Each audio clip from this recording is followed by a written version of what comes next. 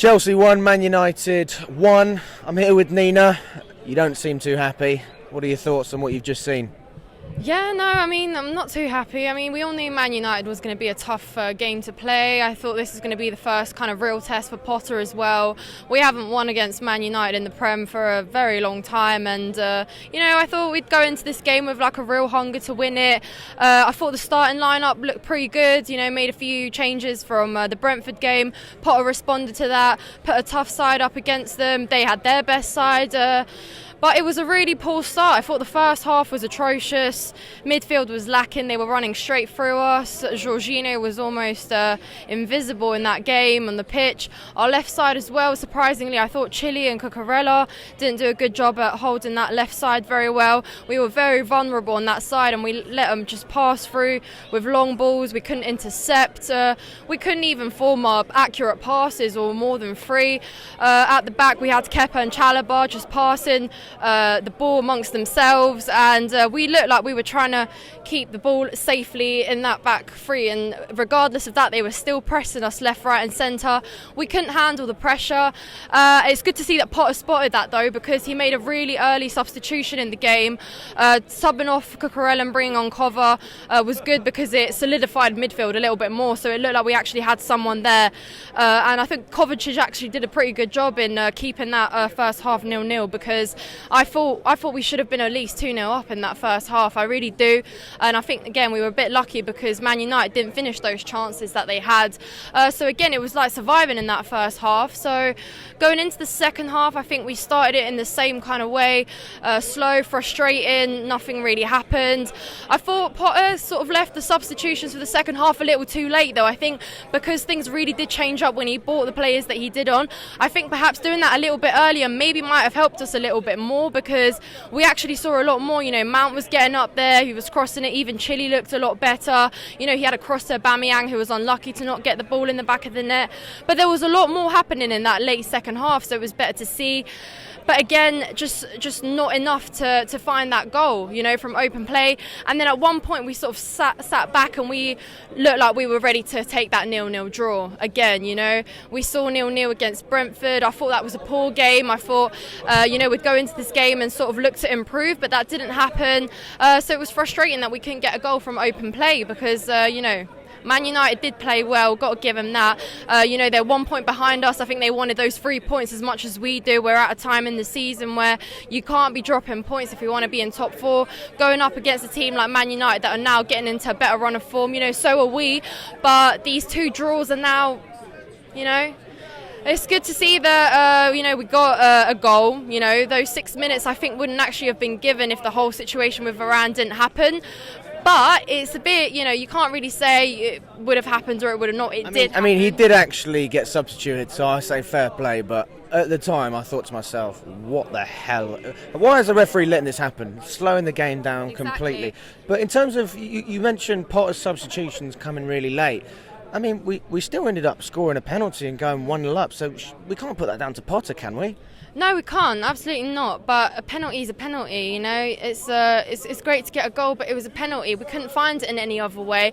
And you know what? I wouldn't actually blame our front three today, because I think it was our midfield and our midfield massively today that failed us in that game.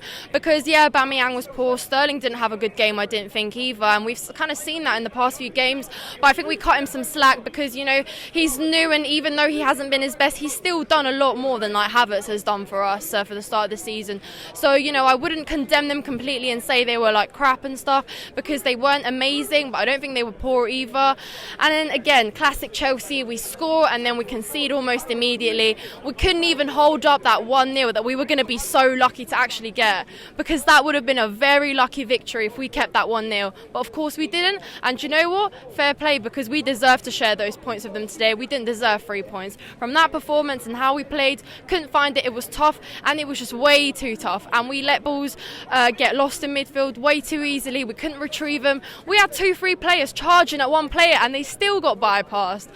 So So what's going on there? I thought Ruben Loftus-Cheek as well, one of our most skilled players in midfield. I thought he was a bit scared today as well.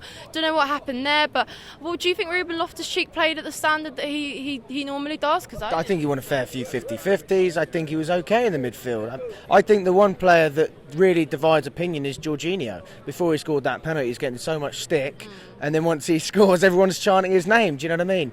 Yeah. So I think that's the real name that brings to mind. I'm surprised you're not happy with Loftus-Cheek. What about Mason Mount? Are you happy with his performance? I'm actually happy with Mason Mount's performance. I think Mason Mount actually put a really good shift in, and I think he was the one player that actually initiated that hunger in the second half to really get and try and find a goal. So I'd actually say fair play to Mason Mount today, because I think he did a better job than most of the others did. He took players on one-on-one as well. Fantastic, won us a few fouls here and there. He's good at getting into space. He did that today. But no, I'm actually pretty pleased with Mason Mount today, and I think it's good that he's keeping that momentum, because he's been fantastic for us in the past few games. He's won us some fantastic assists and stuff, and it's great to see, because we don't want to see players like that drop in form now. It's good to keep the momentum, because then that means you've got that consistent player there. I thought Chalobah as well looked quite good defensively. He was unlucky, got a crossbar as well. He got a crossbar, so great that he tried to score for us there as well. Still haven't lost a game with him. I know, we still haven't lost a game with him, and do you know what? We still haven't lost a game in general with Potter. Of course, that's 2 draws with not the greatest performance, but we can't be too harsh on us right now. Man United were actually a good side today. They didn't thrash us, we didn't lose against them. So on the brighter side, we drew that game. We'll take the draw. Next time needs to be better. Our upcoming fixture against Brighton, obviously Potter kind of going up against Brighton. I think that's going to be really interesting to see and watch. But from here on, we can only look forward. We still haven't lost a game. That means we're not doomed. Things aren't falling apart, so let's not be too tough. Let's criticise them, but constructively, but let's not forget that we're still at a really tough time. Things are still coming together. We're still working things out. Potter's playing with formations and rotations, and so far it's working out. So I don't want to be too negative and say that we're doomed, because we're not. Fair play to us. Give us some time. We've got a few more fixtures before the World Cup starts. Let's end it on a brighter note. If we can get 3 points out of at least 2 of those 3 games, then great, I'd be happy. Well, I'm glad you're not as negative as some of the people I've spoken to, but my opinion is Man United are our main top 4 rivals. I think it's between us and them, whoever gets 4th and 5th. Can you see us finishing in front of them?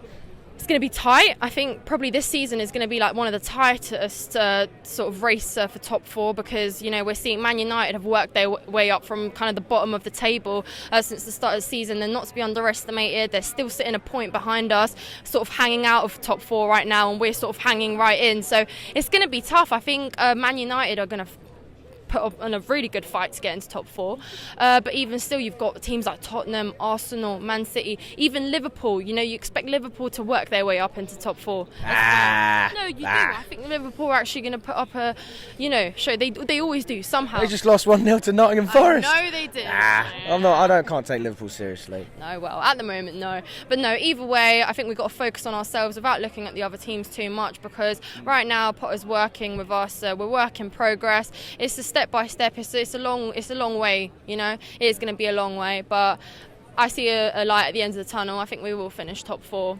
If we finish top 4, then Potter's done a great job. You heard it first. We're finishing in the top 4.